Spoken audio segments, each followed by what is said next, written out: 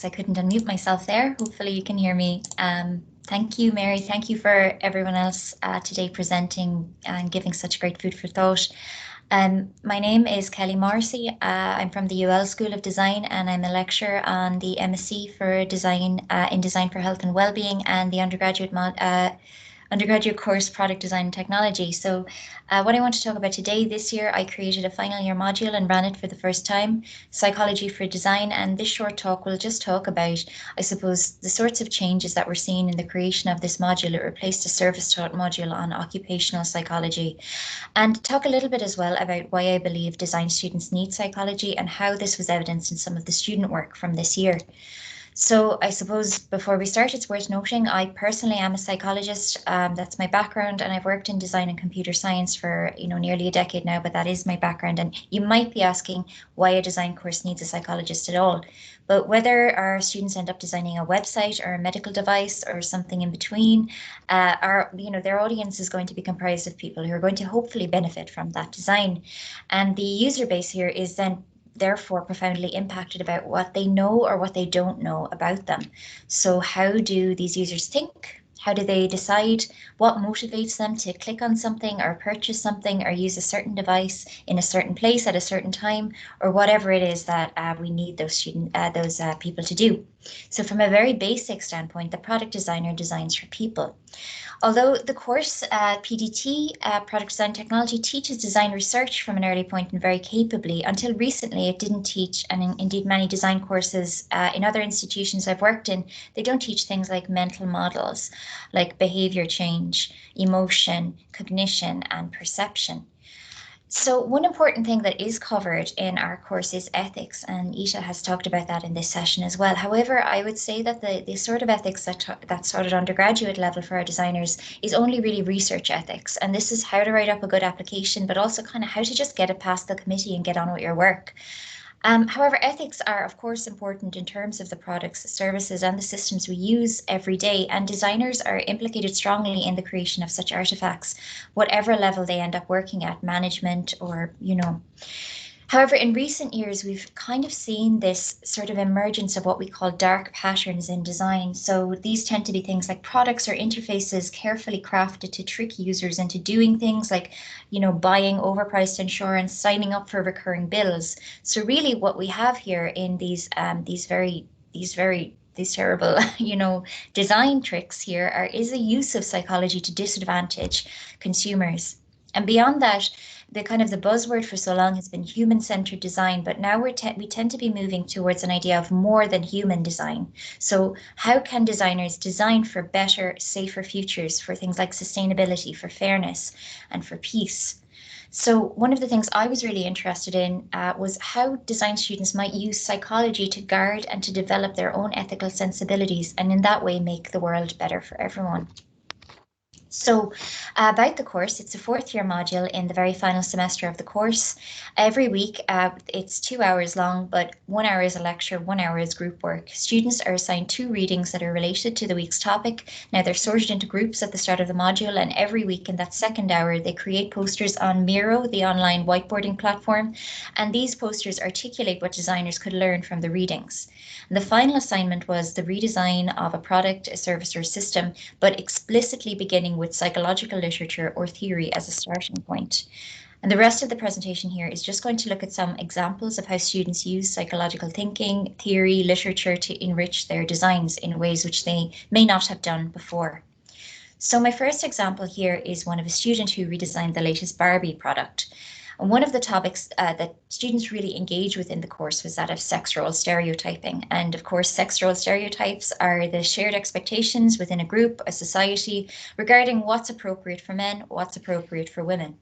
So this student in her assignment was struck by literature that has for several years now indicated that the toys we provide to our children, they end up shaping their own expectations about themselves.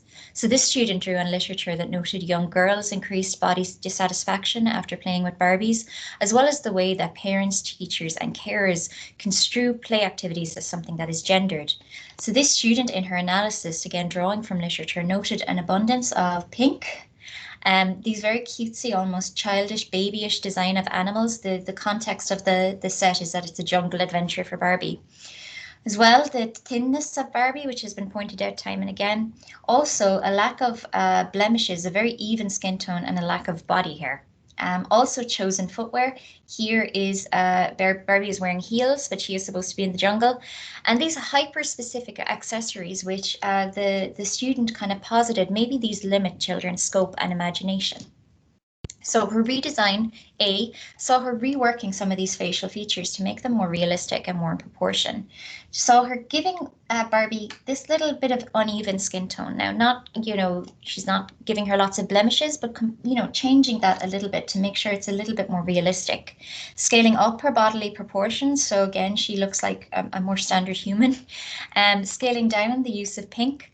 And she also, what I really like, gave Barbie a DSLR camera, and she asks, maybe Barbie is actually a wildlife photographer. Maybe she's an aspiring filmmaker, even a product designer.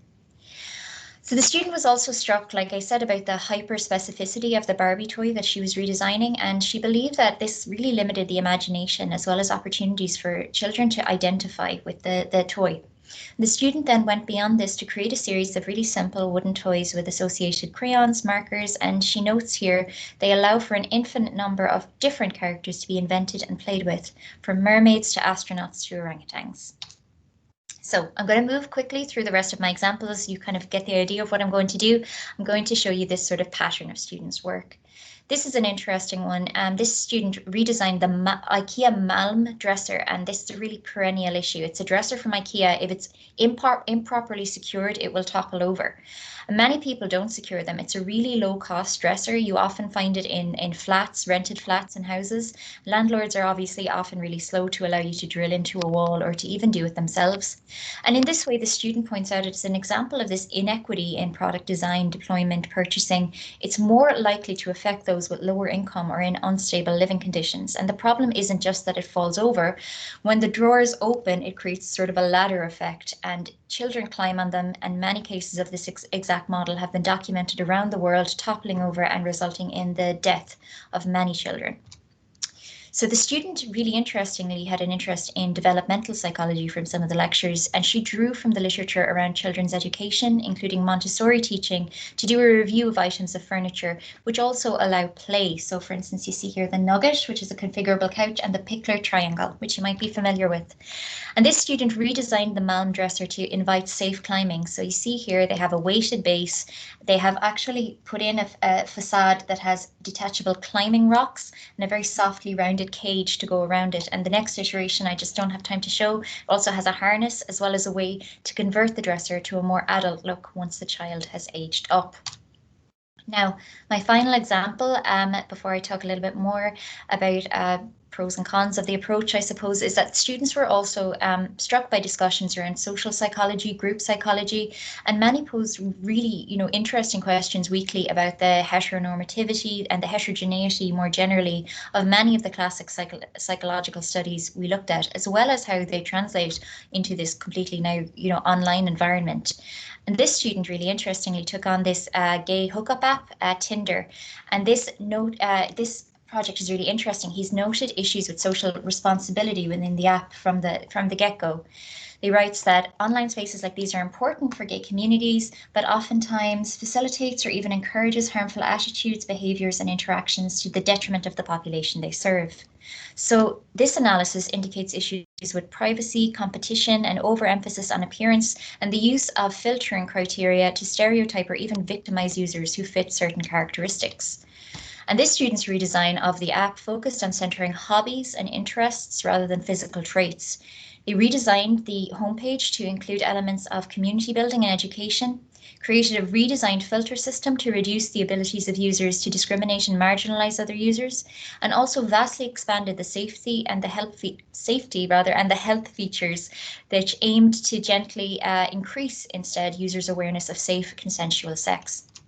So 2 more slides. What worked? Well, really what I like to see here was the inclusion of academic literature allowed students to make more confident leaps in their ideation. And you can also see in, obviously I'm showing you only a little snippet here of their work, but it acquainted them acquainting themselves with these external perspectives allowed them to validate their own sense of injustice in order to write them. So for instance, the student who redesigned the Barbie, in her reflection, wrote something like, I always thought this was odd. And then when I started looking at the literature, I realized, wow, this is really documented as being harmful. But beyond that, students really enjoyed chatting. Psychology is one of those things that leads to lots of great debates, questions, arguments, and students allowed the personalization as well. They were free to choose any product or system, and in that way you saw lots of them really taking on products and systems that affected their own lives. The course was praised, which was good, as discursive and thought-provoking. You can see here the students are saying things like the focus was on learning and thinking. I liked having to think more about why things are made a certain way due to psychology and the effect an ill-made product can have on someone, and also allowed for new viewpoints as well. So one or two of the things that didn't work.